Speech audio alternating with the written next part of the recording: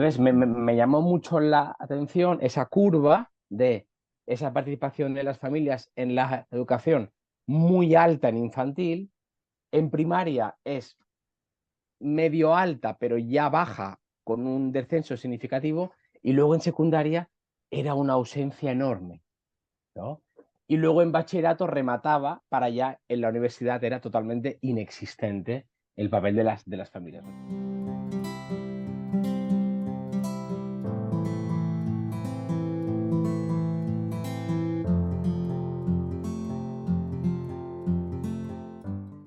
Bueno, no, siempre decimos, siempre hablamos de metodologías activas o innovadoras, metodologías tradicionales, ¿no? Pero yo en clase siempre digo lo mismo.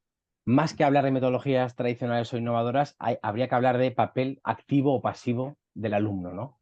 Entonces, el hecho de explicar un tema no tiene nada que ver explicar un tema de manera pasiva, donde el destinatario final sea el docente, el trabajo que hagas el alumno, cuando tú extrapolas esa idea y haces que esa explicación, por ejemplo, la haga una persona, un testimonio que haya pasado por un acontecimiento histórico, geográfico, real, y venga al aula y explique su ejemplo, ¿no? Entonces, la motivación, el grado de escucha y el destinatario final, pues es muchísimo más potente, ¿no? Los debates nocturnos sobre geografía e historia con la familia es una idea que surge en Estados Unidos, ¿no? Con demás autores como Epstein y demás que he podido mencionar en el trabajo.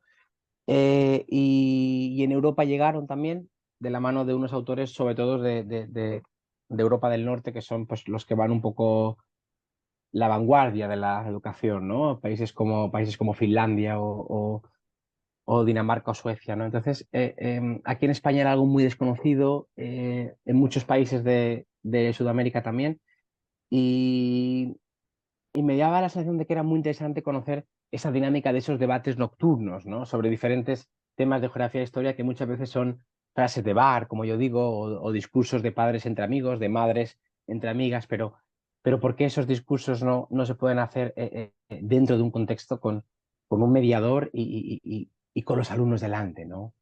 Eso es mágico, porque los alumnos ven y, y, claro, el hecho de tener una figura paternal o maternal dentro de su centro, hablando de una asignatura que ellos tienen como más allá de has aprobado o has suspendido historia a final de curso, es una cosa que le rompe totalmente los esquemas, ¿no? Entonces, el que tuvo mucho más éxito de todos fue el de ¿Quieres tomarte un café conmigo? Es una iniciativa del Departamento de Geografía e Historia, una vez al mes, de invitar a las familias, ¿no? De esa oportunidad de reunirse con el profesor del departamento, totalmente rompiendo la idea de te he llamado, como decía antes, porque ha pasado algo, ¿no? O te he llamado para reñirte porque tu hijo ha hecho algo, ¿no? Ha suspendido un examen o no ha estudiado tal. No, no, no. Ven al departamento, el del departamento te va a recibir, vamos a charlar con los profesores, vamos a empezar a romper el hielo hablando tres, cuatro líneas sobre tu hijo, y luego vamos a hablar sobre qué tipo de actividades, qué tipo de pruebas, qué tipo de contenido está haciendo tu hijo ahora en el área, y vamos a hablar de cómo trabajar eso en casa y de cómo enfocar ese tema de una manera que no sea tan académica, sino que el alumno pueda hablar contigo lo que está haciendo en clase, ¿no? O qué conocimientos culturales ha obtenido hoy, qué salida didáctica ha hecho hoy, etcétera, ¿no?